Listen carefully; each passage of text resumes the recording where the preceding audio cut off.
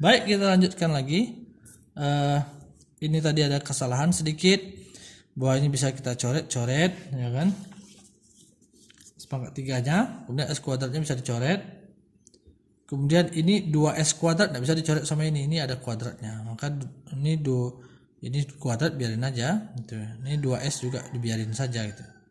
Jadi tidak jadi dicoret, Maka dia menjadi tadi di sini hasilnya adalah berarti S pangkat 4 2S kuadrat masih ada, tambah 2S kuadrat, S dengan min 2S jadi min S tambah 2. Nah ini ya hasil belak bawahnya. Nah hasil atasnya itu yang sama apa? Yang bisa ini min S kuadrat dengan S kuadrat itu bisa dicoret. Nah kan, yang lain tidak bisa dicoret karena ada tanda minnya. Maka dia bisa menjadi S pangkat 3 dengan S pangkat 3, ini menjadi 2S pangkat 3, bisa hilang dia.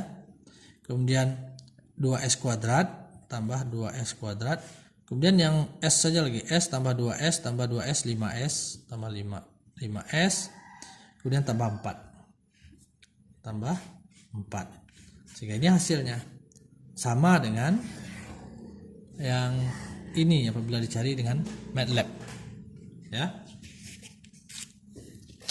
Baik, kita lanjutkan lagi dengan pembahasan kita mengenai konvolusi ya. Konvolusi.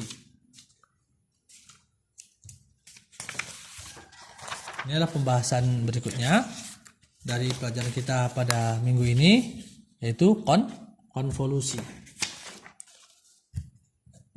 Saya tulis ya, konvolusi. Apa itu konvolusi? Konvolusi itu adalah suatu hitungan atau algoritma untuk mencari karakteristik sebuah sistem. Jadi kalau kita ingin mencari karakteristik fungsi transfer dari sebuah sistem, kita caranya adalah dengan memberikan masukan nilai 1 kepada sistem, maka kita akan mendapatkan keluaran, di mana keluaran itu adalah karakteristik dari sistem itu. Gitu. Jadi misalnya ya, jadi saya tulis lah ya, untuk mencari karakteristik sebuah sistem, caranya apa? Caranya adalah kita memberi input atau masukan nilai 1 ke sistem tersebut, maka output sistem itu adalah karakteristik dari sistem, karakteristik atau fungsi transfer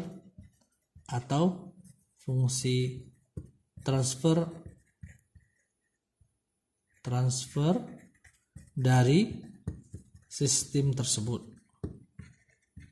Nah gitu. Jadi misalnya kita mau tahu suatu sistem, ini ada suatu sistem, kita tidak tahu nih fungsi transfernya, karakteristik sistemnya seperti apa, kita tidak tahu. Maka caranya adalah kita beri masukan dia dengan nilai 1 gitu.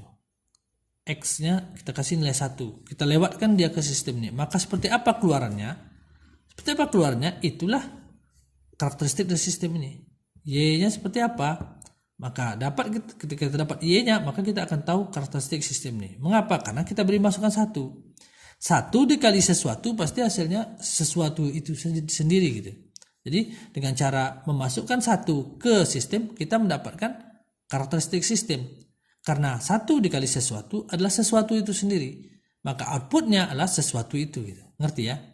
Misalnya contohnya sederhana, ini ada rumah kue Viera lah misalnya. Kalian yang sudah biasa beli talam durian di sini, rumah kue Viera misalnya. Nah, ini saya bukan bermaksud promosi ya, ini contoh yang kita biasa sehari-hari supaya kalian mudah mengerti ya.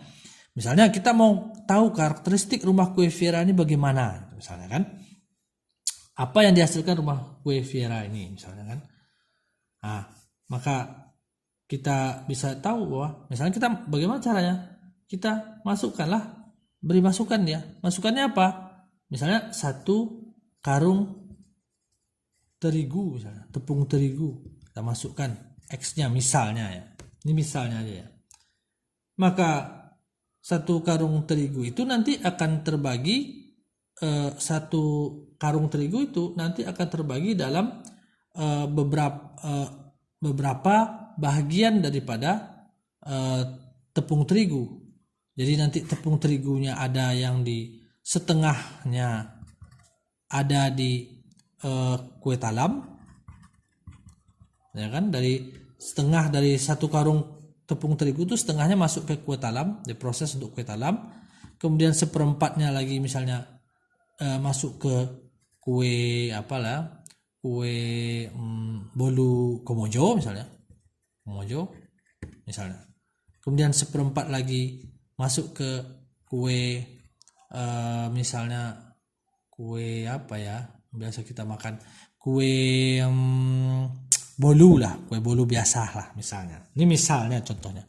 Maka kalau kita masukkan 1 tepung terigu, kemudian tepung terigu itu oleh rumah kue Vera ini dibagi-bagi, 1 karung itu menjadi setengahnya di dalam kue talam, 1/4 dalam kue komojo, dan 1/4 dalam kue bolu, maka kita bisa tahu karakteristik rumah kue Vera ini. Karakteristik rumah kue Vera ini apa? Bahwa input X itu 1 karung terigu, maka outputnya menjadi apa? Setengahnya di kue talam Vera. Kue talam ini misalnya X, misalnya ini adalah nilai yang lain, maka kita tahu bahwa outputnya terbagi-bagi seperti itu. Jadi kita tahu karakteristiknya, ya. Nah, misalnya suatu sistem yang tidak kita ketahui lah, masuk misalnya suatu sinyal 1, kita kasih ini sinyal 1 ya, ini N pada saat 0, maka menghasilkan output, misalnya outputnya itu adalah pada saat 0 nilainya 1, pada saat 1 nilainya misalnya 2, pada saat 2 nilainya misalnya 1, ini N. Maka apabila kita masukkan nilai 1 pulsa ini atau impuls, kita akan ke dalam sistem ini, kita akan mendapatkan hasil yang merupakan karakteristik dari sistem ini, atau kita sebut dengan respon impuls, ya. Kenapa karakteristik sistem ini? Karena kita masukkan nilai 1 dikali sesuatu itu adalah sesuatu itu, maka outputnya adalah sesuatu itu, gitu. Ya. Nah, kita lanjutkan ke video berikutnya.